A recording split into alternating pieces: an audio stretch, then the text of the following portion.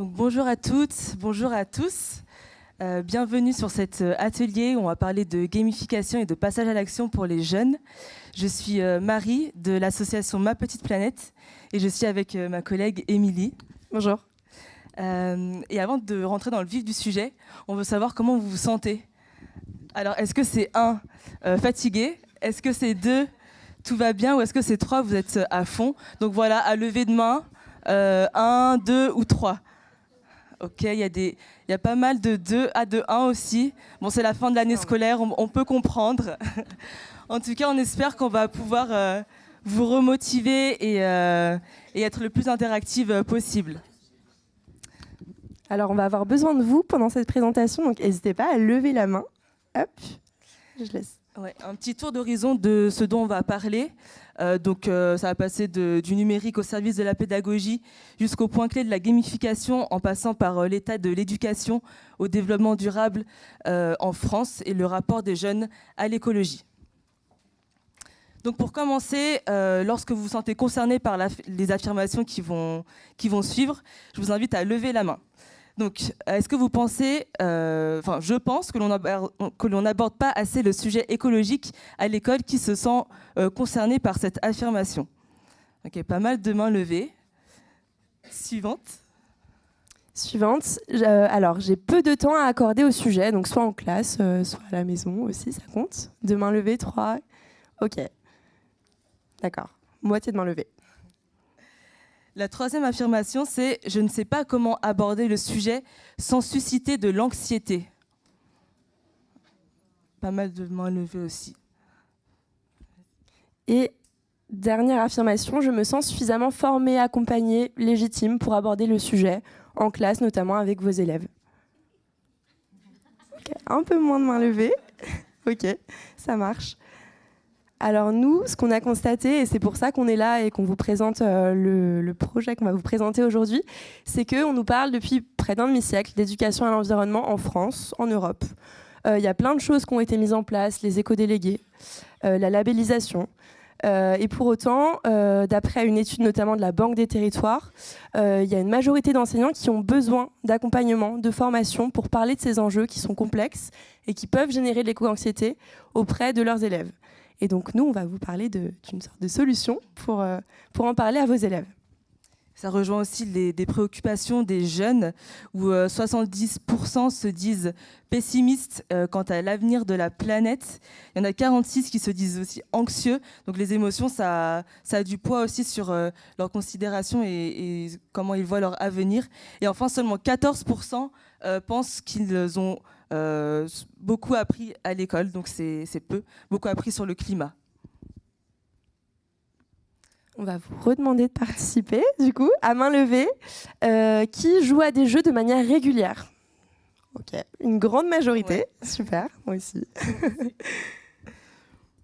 Deuxième affirmation, j'utilise le jeu dans un contexte pédagogique. Là aussi, ça rejoint pas mal de personnes. Trop bien. Super. Et donc, nous, on va vous parler, mais du coup, vous le connaissez déjà parce qu'une majorité de personnes utilisent le jeu dans un contexte pédagogique. On va vous parler des bénéfices du jeu comme outil pédagogique. Globalement, nous, chez Ma Petite Planète, on mise sur le jeu pour à la fois sensibiliser les jeunes, mais aussi les adultes, parce qu'on ne sensibilise pas que les jeunes. Pourquoi on a choisi ça? Pourquoi? Parce que, et vous le savez déjà, je pense, on a fait une petite liste de bénéfices du jeu en termes d'outils pédagogiques. Pourquoi? Parce que ça génère de la motivation à la fois chez les élèves, mais aussi chez vous, les adultes, du coup. Ça rend les apprentissages plus positifs, motivants chez les deux. Ça amène les élèves à être actifs de leurs apprentissages, ce qui est positif. Ça permet le développement aussi de compétences transverses telles que la motricité chez les plus jeunes, l'argumentation, l'écoute, des choses comme ça. Et c'est vecteur de confiance aussi en soi, confiance qui ne peut aussi ne pas être chez les élèves dans les méthodes d'apprentissage classiques. Et le jeu aussi, via les règles, via toute une logique, est facteur de rigueur et de méthodologie. Et c'est pour ça que chez Ma Petite Planète, on a choisi le levier du jeu comme outil pédagogique et plus loin aussi pour passer à l'action et pour permettre de faire passer à l'action un maximum de jeunes. Donc nous, on va vous parler de nous, ce qu'on fait. Donc on est une association qui existe depuis 4 ans maintenant.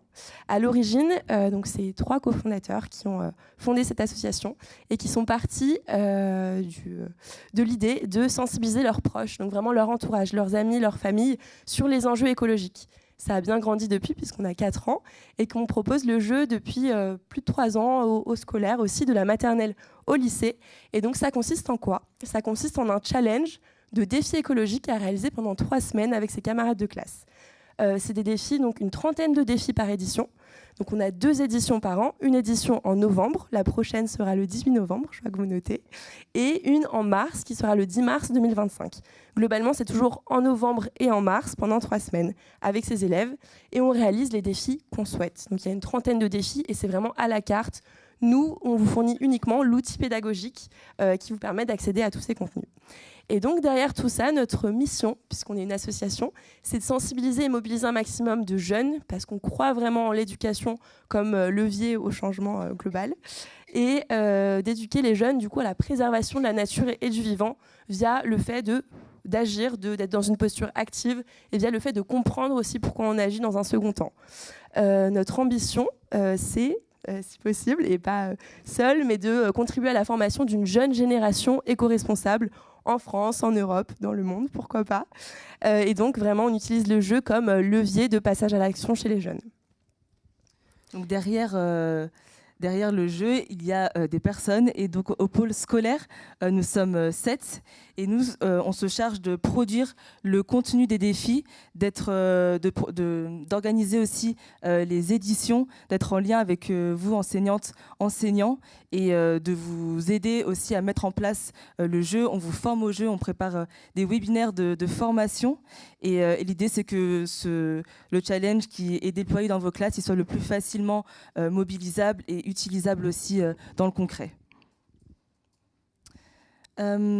Tout se passe donc sur une application qu'on a développée, une application qui est à destination des enseignantes et enseignants, sur laquelle vous pouvez consulter les défis, consulter les ressources aussi qu'on met dans chacun de nos défis, qui sont, comme Émilie le disait, dans une douzaine de catégories. Et le jeu est adapté de la maternelle au lycée. Et pour que ce soit adapté encore mieux à chaque tranche d'âge, on a 4 plateaux de jeux adaptés donc en fonction de l'âge des élèves. Et peut-être que pour que ce soit plus parlant, on va vous montrer un peu à quoi ressemble l'application. Juste là, voilà. Donc ici, je me trouve sur l'interface d'accueil. Et donc, je suis sur le plateau de jeu des CE2, CM2. Et je vais aller dans la rubrique de droite. Et je vais pouvoir accéder aux défis. Donc les défis, comme ceci, vous retrouvez les catégories dans le bandeau supérieur, comme ceci. Et on va prendre un défi pour vous montrer à quoi il ressemble. Donc par exemple, création. Ouais, celui-là, c'est bien. Et donc pour chaque défi, il y a le nombre de points qu'il rapporte. On a aussi sa consigne. Donc ici, c'était de réaliser une séance d'écriture-dessin pour imaginer un futur désirable. On a ensuite des explications de pourquoi c'est intéressant, pertinent de faire le défi. Et enfin, on vous met des ressources pédagogiques si vous souhaitez creuser la thématique avec vos élèves et aller plus loin. Donc voilà, quand l'édition est en cours, vous avez un bouton qui permet de valider le défi, juste en bas. Là, c'est les défis de l'ancienne édition ils sont renouvelés à chacune des éditions, les défis. Peut-être qu'on peut montrer aussi le classement. Et donc, les points que chaque élève apporte à la classe, ça permet de se positionner dans un classement et un classement donc progressif où on peut voir comment se place sa classe, comment se place son établissement et ainsi de suite en fonction de l'échelle sur laquelle on veut voir comment on se positionne dans le classement. Voilà pour l'application. Et on peut revenir sur la présentation.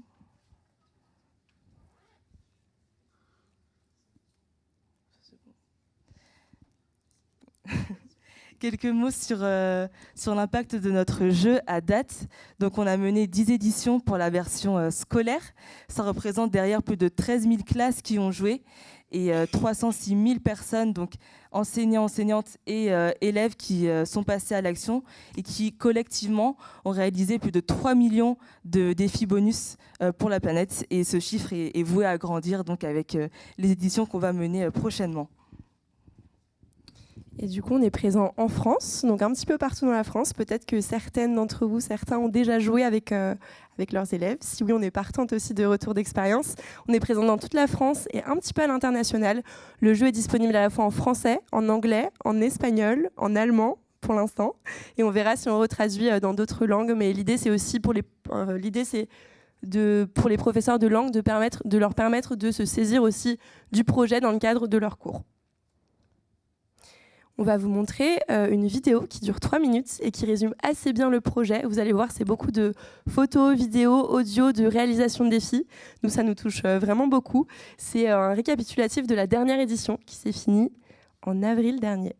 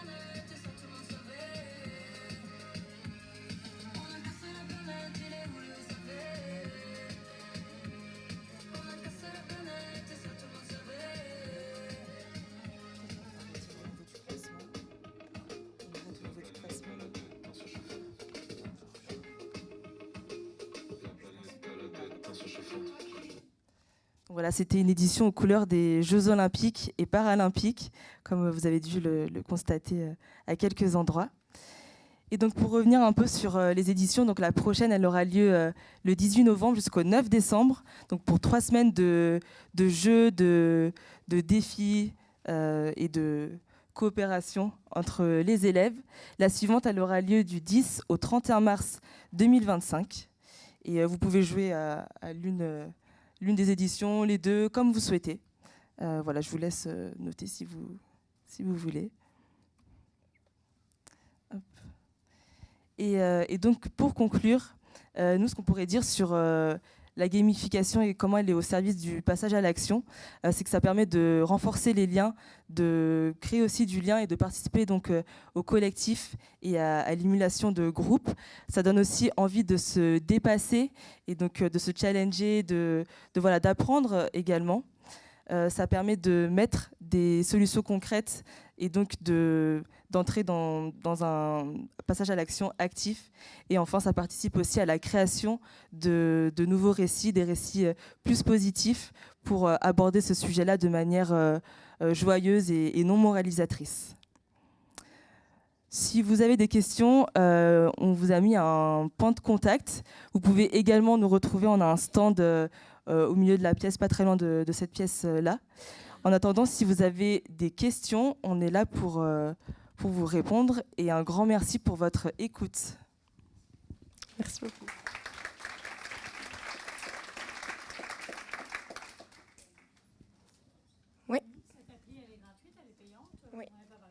bonne question, c'est vrai. On oublie de le dire, mais effectivement, elle est gratuite pour les enseignants.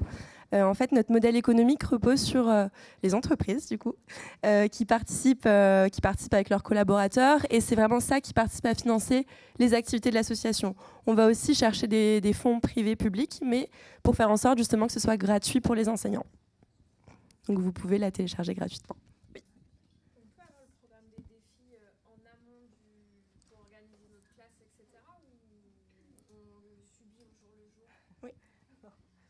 Oui, effectivement, vous pouvez avoir accès à la liste des défis.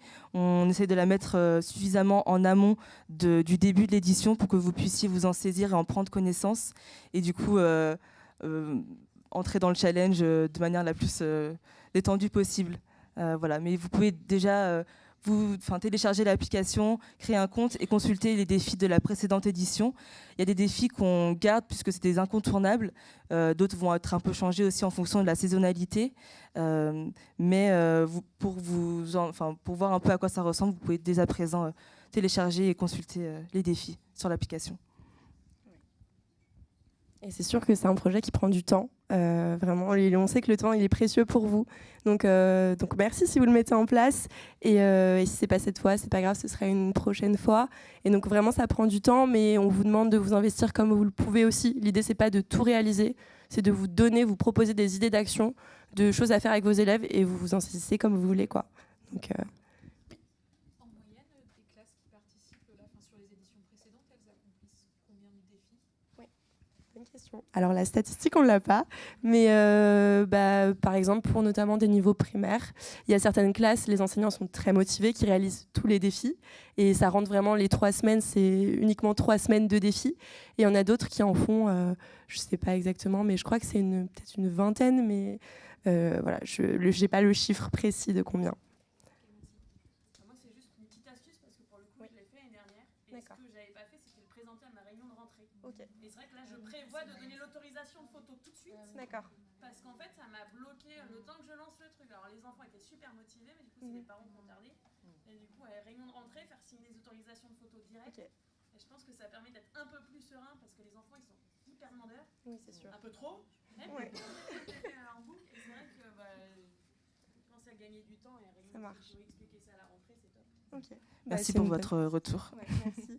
Et si jamais directement sur l'application, donc effectivement les photos, donc en fait on n'en parle pas, mais les défis globalement pour les primaires notamment, c'est beaucoup de choses à réaliser en classe. Il y a des choses qui peuvent être faites à la maison avec les parents. Si c'est le cas, vous pouvez leur demander des preuves de défis. Les preuves, ça peut être des photos effectivement qu'ils vous partagent. Si les photos présentent le visage des enfants, effectivement il y a des questions de droit à l'image. Là, sur la page d'accueil de l'application, d'ores et déjà, vous verrez, il y a une sorte de checklist qui est là pour vous aider, pour vous guider sur les étapes avant l'édition, donc même dès maintenant, si vous le voulez. Par exemple, on organise des webinaires de formation au jeu. Vous pouvez d'ores et déjà vous inscrire. Et il y a cette histoire d'autorisation, de charte de droit à l'image qui est pendant l'édition. Mais effectivement, on peut prévoir de le faire en amont. Et sinon, les preuves de défis à la maison, ça peut être autre chose. Ça peut être un mot des parents. On peut imaginer tout ce qu'on veut. Nous, vraiment, on vous fait confiance en tant qu'enseignant. C'est vous qui validez les défis. On ne vous demande aucune preuve derrière. Donc, on vous fait entièrement confiance sur cet aspect-là. Oui, pardon, je ne vous avais pas vu. Les récompenses, c'est juste le challenge ou il y a des petites récompenses physiques? Oui, bonne question. Tu veux Nous, ce qu'on propose, déjà au début de l'édition, on fait des cérémonies de lancement. Donc, c'est des visios avec plein de classes qui sont connectées, dans lesquelles on les motive et on essaie de les booster un petit peu. Et à l'issue des 3 semaines, on organise aussi des cérémonies de clôture durant lesquelles on les remercie, on les félicite pour leur action. Après, ce qu'on fait, c'est qu'on noue également des partenariats avec d'autres structures et c'est elles qui nous permettent de récompenser matériellement les élèves. En revanche, c'est que les 3 premières classes de chaque plateau de jeu. Voilà. Et donc, par exemple, pour la précédente édition, on avait noué un partenariat avec Doper pour les secondaires. Et donc, c'est un fabricant de gourdes à partir de matières recyclées. Et donc, on a offert ça aux élèves de collège et lycée. Pour les plus jeunes, ça peut être par exemple des jeux de société ou des graines à planter. Voilà, de ce que nous, on propose. Et après, c'est vous, enseignants, si vous souhaitez récompenser aussi matériellement ou pas. Ça peut être une sortie visiter l'apiculteur du coin ou faire une sortie je ne sais où dans une écurie, ou voilà. C'est libre aussi. C'est libre, voilà, libre cours à votre imagination et à ce que vous voulez proposer aux élèves. Est-ce qu'il y a certains d'entre vous qui l'ont déjà fait, à part madame ? Et qui veulent nous partager un retour? Non, c'est tout nouveau. Ok, trop bien. Bon, on espère que vous participerez tous et toutes à la prochaine édition. Et si jamais vous avez d'autres questions, on est sur le stand, un stand qui est juste là, en jaune. Donc n'hésitez pas à passer nous voir aussi. Et en tout cas, merci beaucoup pour votre attention. Et bon après-midi. Bonnes vacances.